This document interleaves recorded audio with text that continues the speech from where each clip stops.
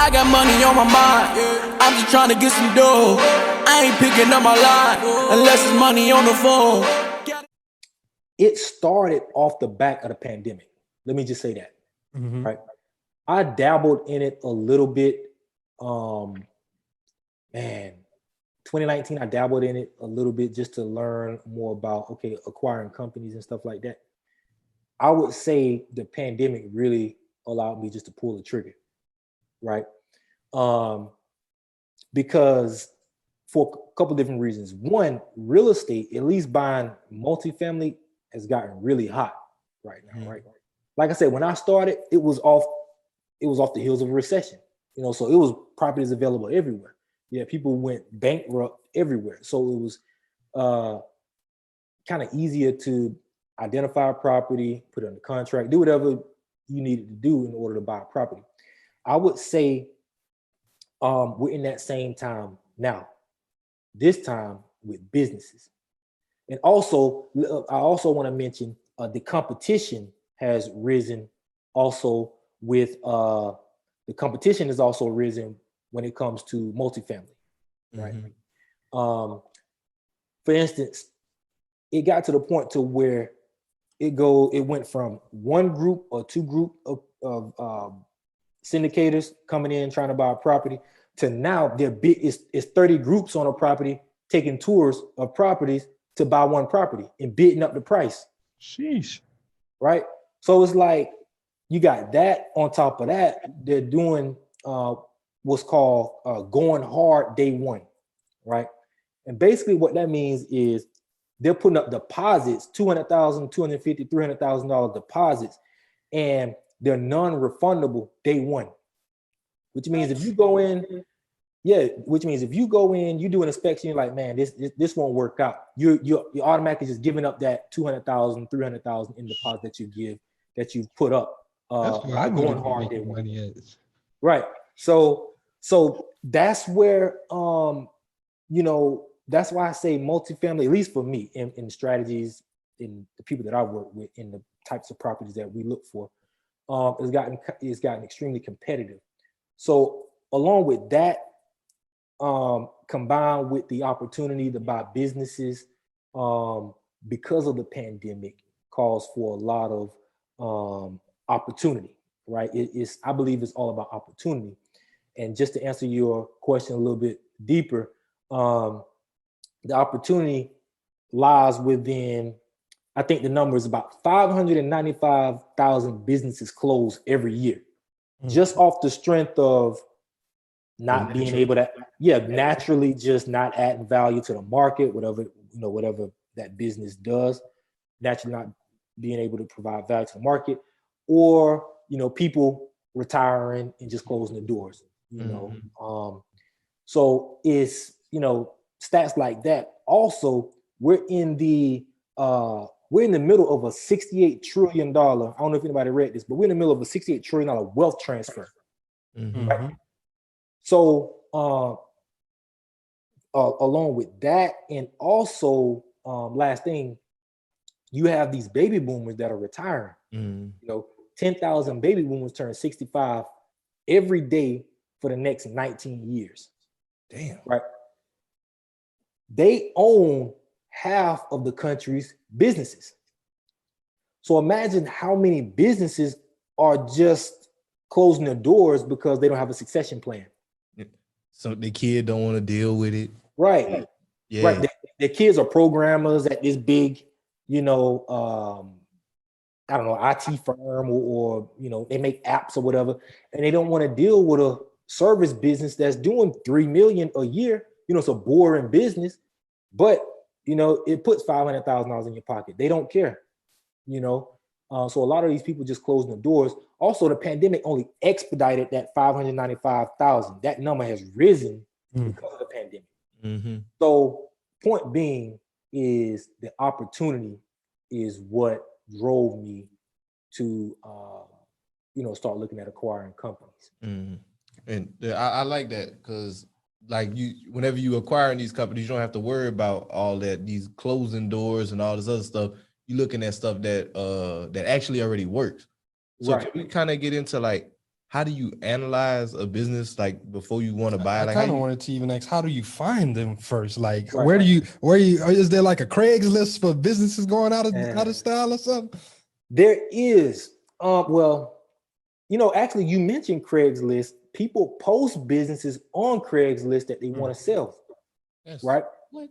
So that's a way, I know it was kind of like, a joke, but no, it's real. People actually post businesses on Craigslist that they want to get rid of. Now, they might not be great businesses, but you never know. It doesn't hurt to call them. Hey, I saw that you're selling this mechanics business. Like, I'm interested.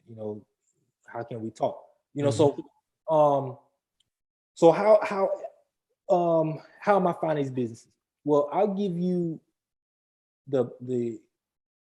this is how I found what I've gotten so far. Direct mail. Direct mail not only works for real estate, it also works with businesses, right? So I give you an example of a business that I talked to you guys about last week, was the boxing promotions company. I'm a big sports fan.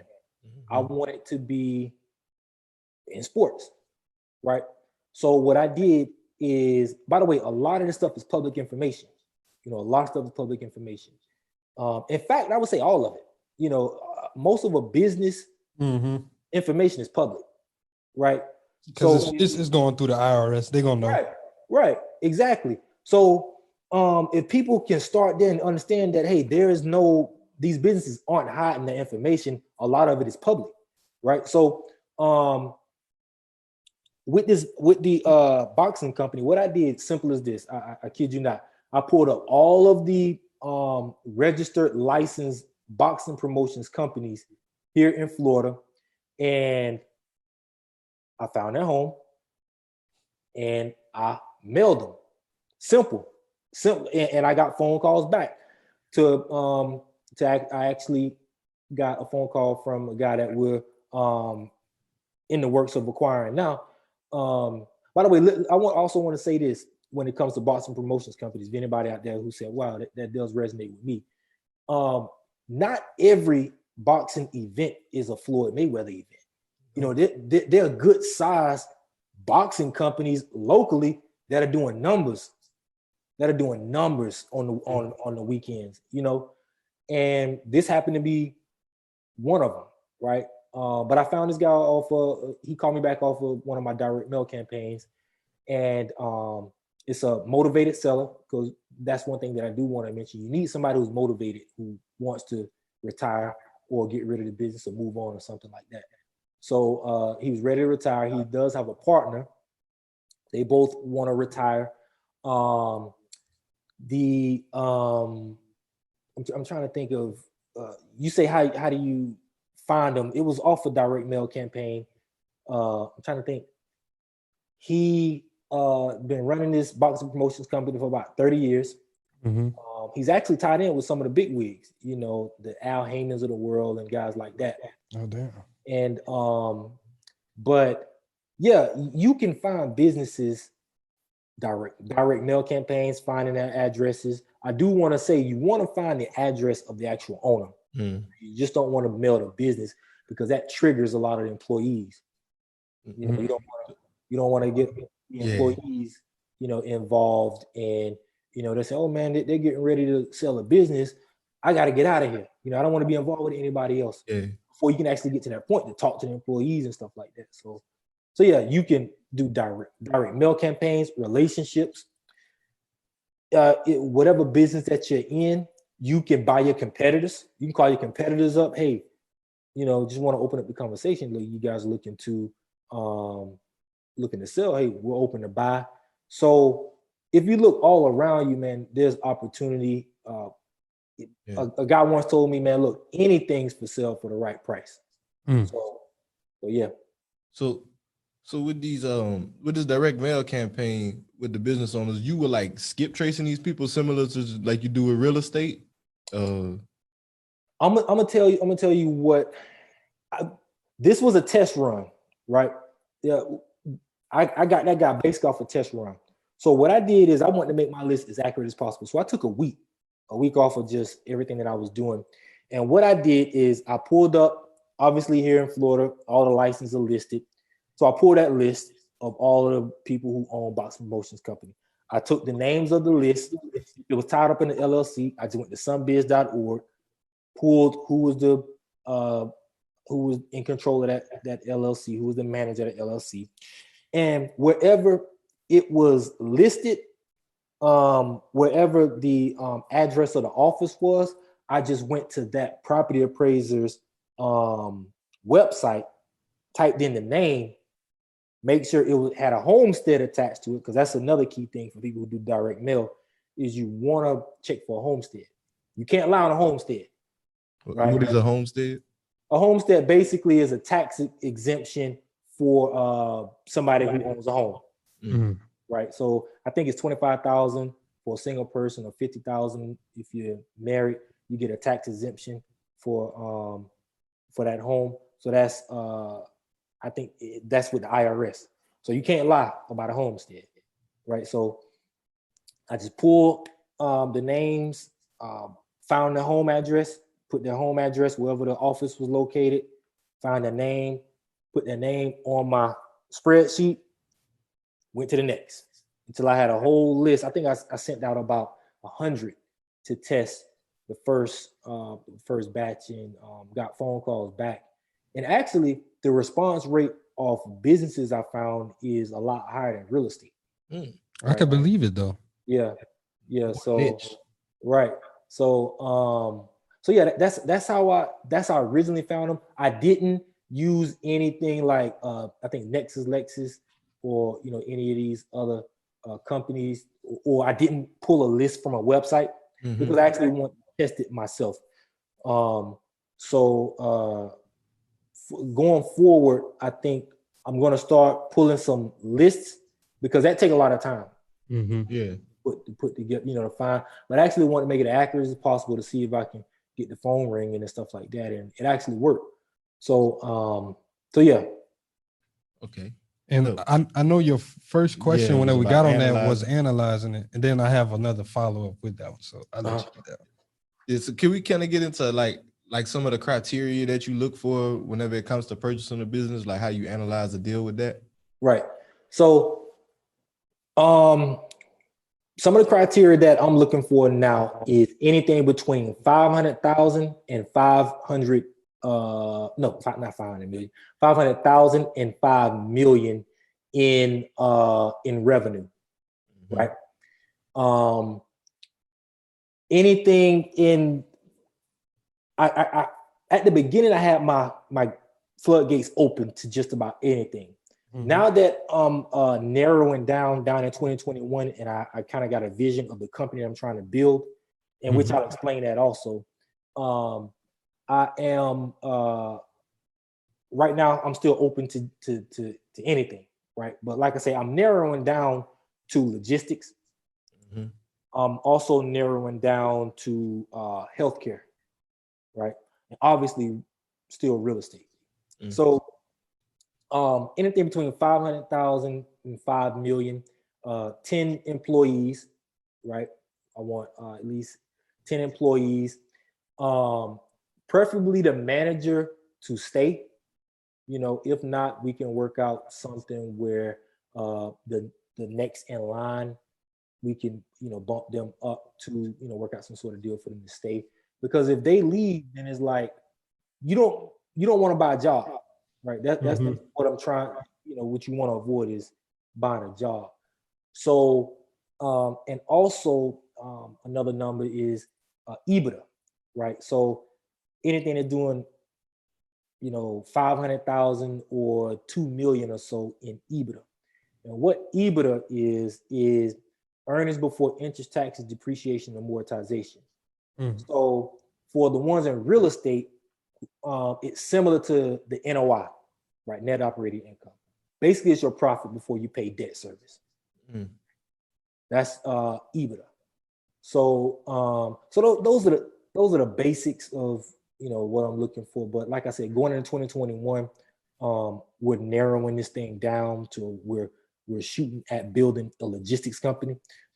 My group company is called 10th Street Group, right? So we got 10th Street Group. Under that, we're having a logistics company. Under that, we'll have a home health company, and we'll continue to build out from there. But it's kind of like there's two models in this whole thing. You got the Berkshire Hathaway model, and you have the let's say Virgin Group model, right, with Richard Branson. Warren Buffett, Richard Branson, two different approaches. Right, two different approaches. So with Berkshire Hathaway, by the way, if a lot of people didn't know, majority of Warren Buffett's money is made through actually acquiring companies, right? It's not just stocks. People think he's a stock guy, but he's actually a guy who buys businesses, right? Along with stocks, you know. But Berkshire Hathaway buys businesses. Now, what they do is they buy different businesses, different sectors. Doesn't matter what it is, as long as it's making money, right? Yeah. With the Virgin brand, which is the model that I'm modeling after, is you have the Virgin Group, and then under that you have Virgin Hospitality, you have Virgin Airlines, you have Virgin Communications, so on and so forth. Virgin Mobile, yeah. Virgin Mobile, yeah. So the thing about it is there's a brand that stands out behind Virgin, which you attach Virgin to anything, you automatically know that company and Richard Branson and things like that. So that's the model that I'm modeling after. But yeah, that's basically the gist of what I'm looking for and how. Hey, that's smart though, bro. And for people who didn't know, Warren Buffett, Berkshire Hathaway was an old textile company that was going out of business. He bought that shit and then just started flipping it into stuff. He turned it into a behemoth. Don't they own like 90% of Geico or something? They own a lot of shit. They own a lot. They got mobile homes. Was it textile or insurance? I think it was textile though. I think Geico. They own Geico. I mean, there's a lot of models, a lot of companies that were built off acquisitions. You know, just to name a few, Apple, I would say about 90% of Apple is built off acquisitions. This not to take anything away from Steve Jobs. I mean, obviously he's the head honcho of the whole thing, you know, but the entire company was built off acquisitions. Take for instance, the iTunes. Apple didn't create iTunes. They bought it, right? It was, I think it was a company called SoundJam MP. They bought SoundJam MP and they changed the name and changed some of the branding inside of SoundJam, turned it into and renamed it to iTunes. Then we had iTunes. You know, you take the touch screen on the iPhone. That technology, that piece of technology, that software to do that, Apple acquired that company. Then they put it on the iPhones. You know, the face recognition software, they bought that. They put it on the iPhone. Apple Music was bought by Apple. They bought Beats. I was just about to say it actually came from Beats. Yeah, they bought Beats, changed the name to iTunes, to Apple Music, so on and so forth. I mean, Amazon is built off acquisitions. I was literally just about to say that. So it's not like I don't want people to think that just came up with this or I'm like I'm just modeling what other successful people have done. You know, waste management. You know, that the entire waste management garbage company was built just off buying little small mom and pop garbage companies around the country, and they changed the name to Waste Management. It merged them. You know, Elon Musk, he bought Tesla. I got this one written down. UFC for all the fight fans. Dana White didn't create UFC. He bought it. You know, he bought it, made it better, got TV deals and stuff like that, made it more valuable, then sold it for like $4 billion or something like that. You know, so this whole thing of acquisitions is played every single day, right? And I think that the reason that, I'm doing these interviews and stuff like that and speaking more about it is because man, it's like one of the hidden gems to where you can skip the startup phase Mm-hmm. and you can instantly have contacts, instantly have sales, instantly have employees, you know, You ain't got to worry about creating the systems. Right. You ain't From the got ground like up. that's Yeah. turnkey like a motherfucker, man. Like this startup shit, it sound cool. And, Right. oh It man, sound I was cool. grinding. Man, fuck that. If I can buy a business straight off the strength, give it to me. And it's gonna be successful from day one. Yep. Give it to me. Exactly. So yeah, man. Yep. That's what it is, man.